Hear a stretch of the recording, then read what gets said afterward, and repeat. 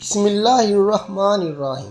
400 برس بعد حضرت موسیٰ علیہ السلام نے حضرت یوسف علیہ السلام کو دریائے نیل سے نکالا۔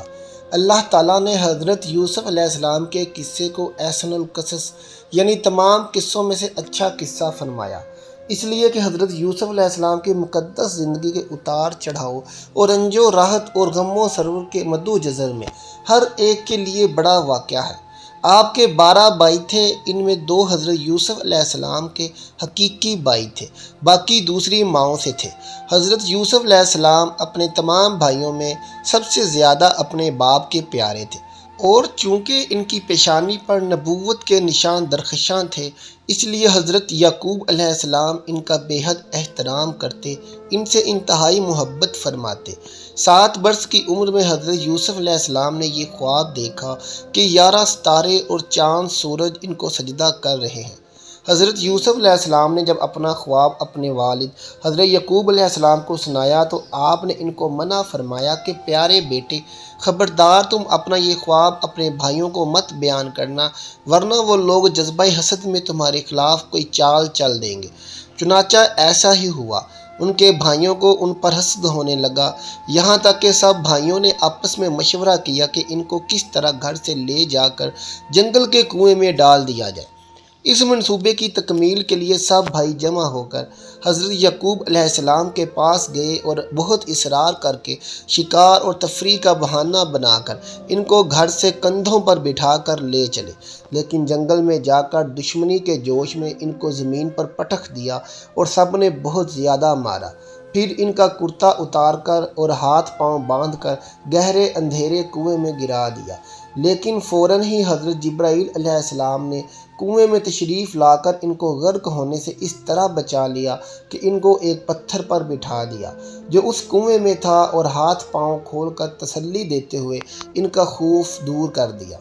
حضرت یوسف علیہ السلام کے بھائی آپ کو کنویں میں ڈال کر آپ کے کرتے کو بکری کے خون سے لت پت کر کے اپنے گھر کو روانہ ہو گئے اور مکان کے باہر سے ہی چیخیں مار مار کر رونے لگے۔ حضرت یعقوب علیہ السلام گھبرا کر گھر سے باہر نکلے اور رونے کا سبب پوچھا کہ تم لوگ کیوں رو رہے ہو؟ کیا تمہاری بکریوں کو نقصان پہنچ چکا ہے؟ حضرت یعقوب علیہ السلام نے دریافت کیا کہ یوسف کہاں ہے؟ میں اس کو نہیں دیکھ رہا ہوں۔ تو بھائیوں نے روتے ہوئے کہا کہ ہم کھیلتے ہوئے دور نکل گئے تھے۔ یوسف علیہ السلام کو اپنے سامان کے پاس بٹھا دیا تو ایک بھیڑیا آیا اور بھائی کو کھا گیا، یہ ان کا کرتا ہے۔ حضرت یعقوب علیہ السلام اشک بار ہو کر اپنے نور نظر کے کرتے کو ہاتھ میں لے کر غور سے دیکھا تو کیا دیکھتے ہیں کہ کرتا تو بالکل سلامت ہے، کرتا کہیں سے بھی پھٹا ہوا نہیں۔ حضرت یعقوب نے فرمایا یہ سب تم لوگوں کا مکروہ فریب ہے۔ پھر آپ نے دکھی دل اور درد بھری آواز میں فرمایا میرے لیے صبر ہی بہتر ہے، اور جو باتیں تم بنا رہے ہو ان پر اللہ ہی کی مددگار ہے۔ حضرت یوسف علیہ السلام 3 دن اس کنویں میں تشریف فرما رہے۔ یہ کنواں کھارا تھا مگر آپ کی برکت سے اس کا پانی بہت میٹھا ہو گیا۔ اتفاق سے قافلہ مدین سے مصر جا رہا تھا۔ جب اس قافلے کا ایک آدمی جس کا نام مالک بن زار تھا پانی بھرنے کے لیے آیا، کنویں میں ڈول ڈالا تو حضرت یوسف علیہ السلام ڈول پکڑ کر لٹک گئے۔ مالک بن زار نے ڈول کھینچا تو آپ کنویں سے باہر نکل آئے۔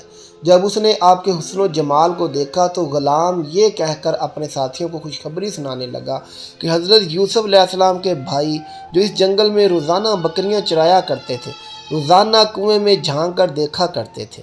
جب ان لوگوں نے آپ کو کنویں میں نہیں دیکھا تو تلاش کرتے ہوئے قافلے کے پاس جا پہنچے اور آپ کو دیکھتے ہی کہنے لگے یہ تو ہمارا بھاگا ہوا غلام ہے جو بالکل ہی ناکارہ اور نافرمان ہے۔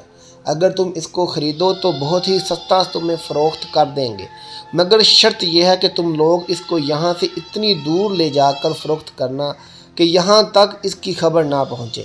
حضرت یوسف علیہ السلام بھائیوں کے خوف سے خاموش کھڑے رہے اور ایک لفظ بھی نہ بولے۔ پھر ان کے بھائیوں نے ان کو مالک بن زار کے ہاتھوں 20 درہم میں فروخت کر دیا۔ مالک بن زار نے ان کو خرید کر مصر کے بازار کا رخ کیا اور بازار میں ان کو فروخت کرنے کا اعلان کیا۔ ان دنوں مصر کا بادشاہ ریحان بن ولید عملی تھا اور اس نے اپنے وزیر اعظم تکفیر مصری کو مصر کی حکومت اور خزانے سونپ دیے تھے۔ احتراماً میں لوگ اس کو عزیز مصر کے خطاب سے پکارتے تھے۔ جب عزیز مصر کو معلوم ہوا کہ بازار مصر میں ایک بہت ہی خوبصورت غلام فروخت کرنے کے لیے آیا ہوا ہے اور لوگ اس کی خریداری کے لیے بڑی بڑی رقمیں لے کر بازار میں جمع ہو گئے ہیں، تو عزیز مصر نے حضرت یوسف علیہ السلام کے وزن کے برابر سونا اور اتنی ہی چاندی اور اتنی ہی مشک اور اتنی ہی حریر دے کر انہیں خرید لیا اور گھر لے جا کر اپنی بیوی زلیخا سے کہا، اس غلام کو نہایت ہی اعزاز و اکرام کے ساتھ رکھو۔ عمر 13 یا 17 برس تھی۔ زلیخا حضرت یوسف علیہ السلام کے حسن پر فریفتہ ہو گئی۔ ایک دن خوب بناؤ سنگھار کر کے تمام دروازوں کو بند کر دیا اور حضرت یوسف علیہ السلام کو تنہائی میں لبھانے لگی۔ آپ نے نعوذ باللہ کہہ کر فرمایا، میں اپنے مالک عزیز مصر کے احسان کو فراموش کر کے ہرگز اس کے ساتھ کوئی خیانت نہیں کر سکتا۔ پھر جب خود زلیخا آپ کی طرف لپکی تو آپ بھاگ نکلے اور زلیخا نے دوڑ کر پیچھے سے آپ کا کرتا پکڑ لیا جو پھٹ گیا اور آپ کے پیچھے زلیخا دوڑتی ہوئی صدر دروازے پر پہنچ گئی۔ اتفاق سے ٹھیک اسی حالت میں عزیز مصر مکان میں داخل ہوا اور دونوں کو دوڑتے ہوئے دیکھ لیا۔ اس وقت زلیخا نے مکاری کی اور فوراً بولی، اس غلام کی سزا یہ ہے، اس کو جیل خانے میں بھیج دیا جائے اور کوئی دوسری سخت سزا دی جائے، کیونکہ اس نے تمہارے گھر والی کے ساتھ برائی کا ارادہ کیا۔ حضرت یوسف نے فرمایا، عزیز مصر یہ بالکل غلط بیان کر رہی ہے، اس نے مجھے خود لبھانے کی کوشش کی، میں بھاگا تو اس نے میرا پیچھا کیا۔ عزیز مصر دونوں کا بیان سن کر حیران رہ گیا، بولا، اے یوسف، میں کس طرح یقین کر لوں کہ تم سچے ہو؟ سلطنت کے ایک معزز شخص نے یہ تجویز دی کہ اگر یوسف کی قمیض سامنے کی طرف سے پھٹی ہے تو عورت سچ کہتی ہے اور وہ جھوٹے ہیں، اور اگر ان کی قمیض پیچھے کی طرف سے پھٹی ہے تو عورت جھوٹ بول رہی ہے اور یہ سچے ہیں۔ قرآن اس واقعے کو یوں بیان کرتا ہے کہ پھر جب شوہر نے دیکھا کہ ان کی قمیض پیچھے سے پھٹی ہے تو اس نے کہا، یہ تم عورتوں کی مکاری ہے، واقعی تم عورتوں کی مکاری بڑی سخت ہے۔ یوسف، تم اس بات کا خیال نہ کرو، اور اے عورت، تم اپنے گناہ کی معافی مانگو، یقینی طور پر تم ہی خطا کار تھی۔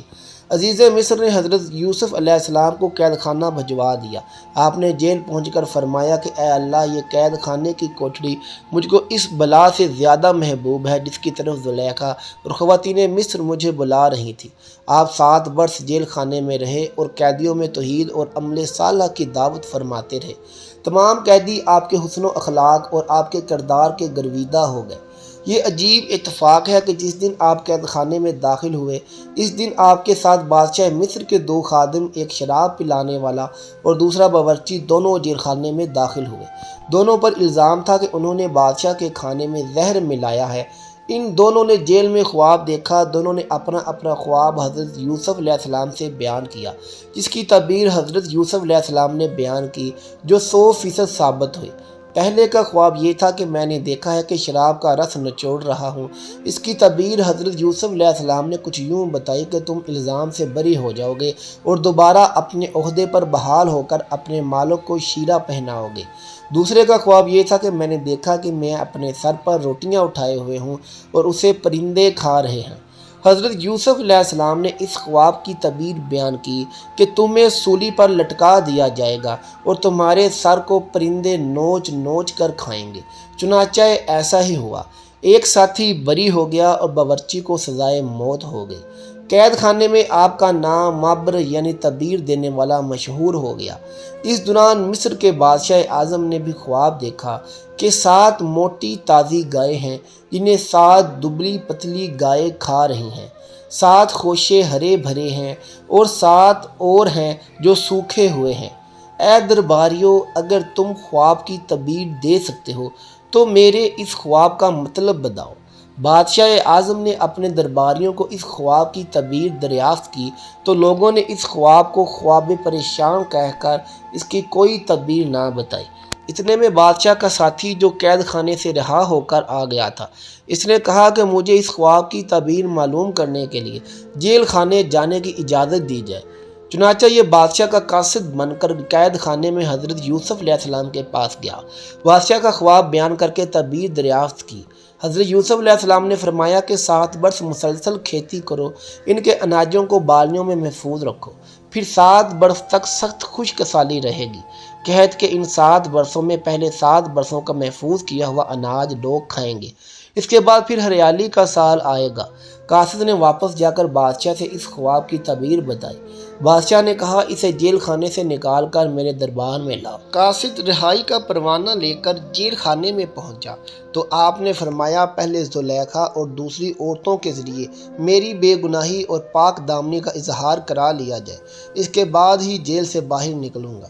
چنانچہ بادشاہ نے اس کی تحقیقات کرائی تو تحقیقات کے دوران زلیخا نے اقرار کیا کہ میں نے خود ہی حضرت یوسف علیہ السلام کو پھسلایا تھا، خطا میری تھی۔ حضرت یوسف سچے اور پاک دامن ہیں۔ اس کے بعد بادشاہ نے حضرت یوسف علیہ السلام کو دربار میں بلا کر کہا، آپ ہمارے دربار کے معزز ہیں۔ 61 سالی کے بعد یہ مشورہ ہوا۔ حضرت یوسف علیہ السلام نے کہا، آپ زمین کے خزانے کے انتظامی امور اور حفاظتی نظام کے انتظام پر میرا تقرر کر دیں، میں پورے نظام کو سنبھالوں گا۔ حضرت یوسف علیہ السلام کی وفات کے وقت آپ کی عمر 100 برس تھی۔ حضرت یوسف علیہ السلام کو سنگ مرمر لکڑی کے صندوق میں ڈال دیا گیا اور ان لوگوں نے حصول برکت کے لیے بیچوں بیچ دریائے نیل میں رکھ دیا۔ پھر 400 برس بعد حضرت موسیٰ علیہ السلام نے حضرت یوسف علیہ السلام کو دریائے نیل سے نکال کر حضرت یعقوب علیہ السلام کے پہلو مبارک ملک شام میں دفن کیا۔ حضرت یعقوب علیہ السلام، حضرت اسحاق علیہ السلام اور حضرت یوسف علیہ السلام کی قبر مبارک ملک شام میں ہے۔